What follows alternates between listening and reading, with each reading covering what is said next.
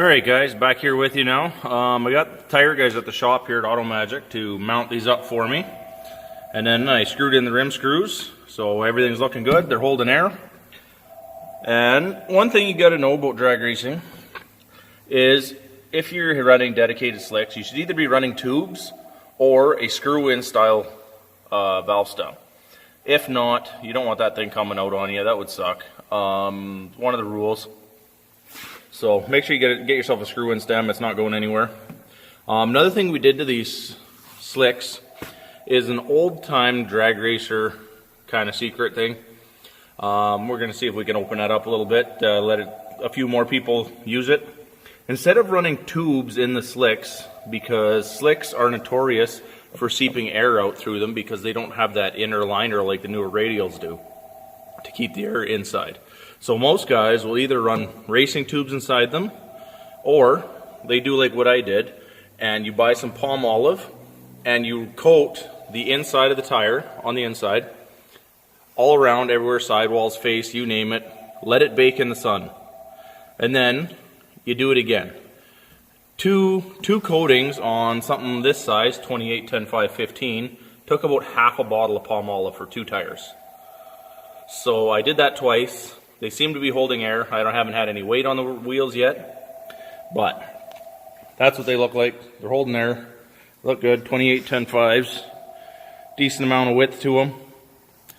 So we got those all ready to go. They'll be going on the car here pretty soon as we start heading to the track, which will hopefully be this Friday. Get this thing to the track and start tearing it up again. All right, we got some other work to do, so let's go. Here's some of the other work I was mentioning. Got the C-clip eliminators in here, and these things are actually fairly notorious for leaking oil. And as you can see, my rear shoes are soaked from last year. Oil everywhere. So we're gonna rip these axles out, which is, I don't know if you can see this, 4 bolts on the back side of the backing plate here. Grab a slide hammer and give this a yank. Just for safety, make sure I don't break nothing, I'm gonna disconnect the brake line too. So I'm gonna grab one of my brake line pinchers, I'm gonna pinch this off, disconnect the brake line at the wheel cylinder, and we're going to rip this whole thing off, backing plate and everything, because I have to replace those shoes. Soaked in oil like that, they are useless. So few bucks, replace the shoes while you're in there. You know, safety's worth more than $10. So yeah, we're going to do that, and I'll show you the next step here when I get that apart. Alright, I have the axle out and C-clip eliminator torn apart. So first time I actually get to look at my axles. 33 spline, which is going to be fairly tough for what I'm doing. So it looks just like that coming out of the car. Couple taps with a slide hammer on the studs. She came right out. So I think my biggest problem is this here and in here and in here was held together with gray silicone. So I pulled everything apart. I gave it just a light little rub. All the silicone came out, so I don't think it was quite oil resistant enough to do what it was supposed to do. So what I'm going to do is nice coating in here and on the back side here that goes to the backing plate, and then on the back side of the backing plate as well, I'm going to give us a little coat of the Right Stuff by Permatex. My favorite silicone to use for just about everything. So this stuff works pretty amazing. So I'm going to coat everything, put it back together. I think that's going to be all my problems, because silicone shouldn't just wipe off with your fingers. So I've cleaned everything up. I'm going to silicone it all back together, and then we'll go from there. So while I'm doing this, are going to be pretty easy to change like this. Usually you do them on the car. Pretty easy without the axle in the way. So nice to see I got brand new wheel cylinders in there. The hardware's fairly new. So I've checked all this stuff out once before, but now that my brake shoes are soaked in gear oil. And like I mentioned before, that this side, this piece here, is going to get a good coating of the Right Stuff. And same with back here. You might as well seal all the surfaces just to make sure everything stays sealed. You don't want to change these brakes too many times. Not that it's a pain in the ass or anything, but it's just a waste of money you can spend on something else if you got to keep changing one thing over and over.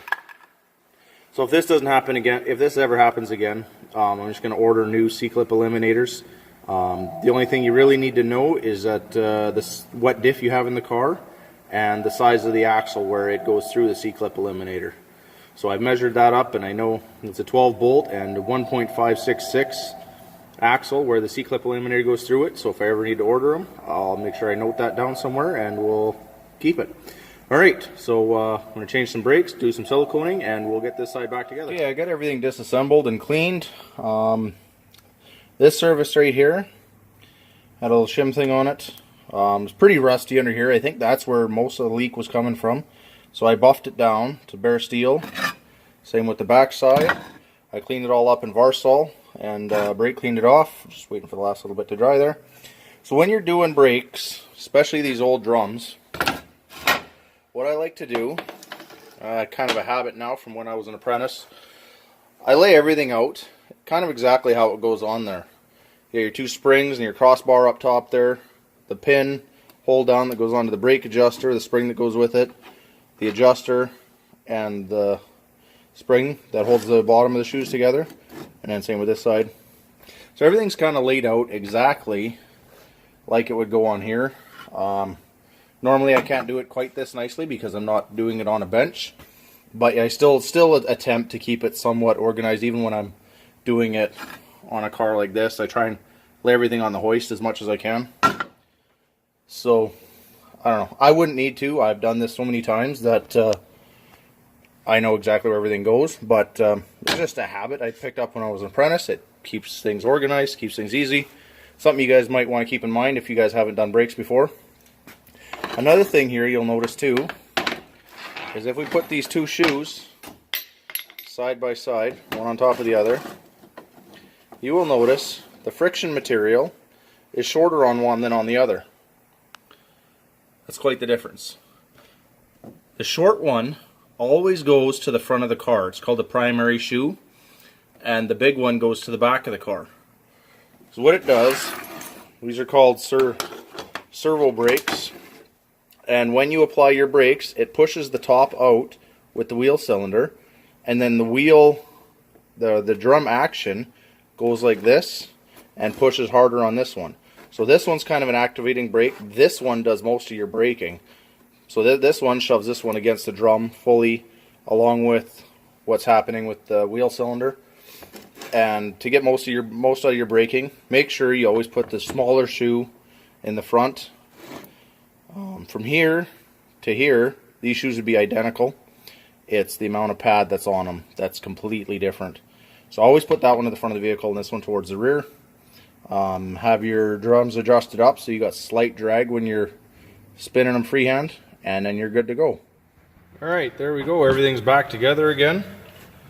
All nice and clean. Silicone on every freaking piece I could touch, so it shouldn't leak again. Unless the seals are actually shot, which I don't think they are. They look pretty good.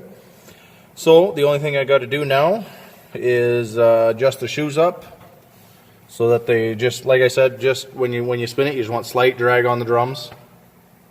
And then I got to bleed the brakes back here. Always better when you got another person, which I don't have right now, but that's okay. I'm going to change the master cylinder on this thing anyways. So if I have to push it around with a tiny bit of air in the brakes, it's not a huge deal. As long as I'm not doing anything stupid and fast and fun, then we'll go.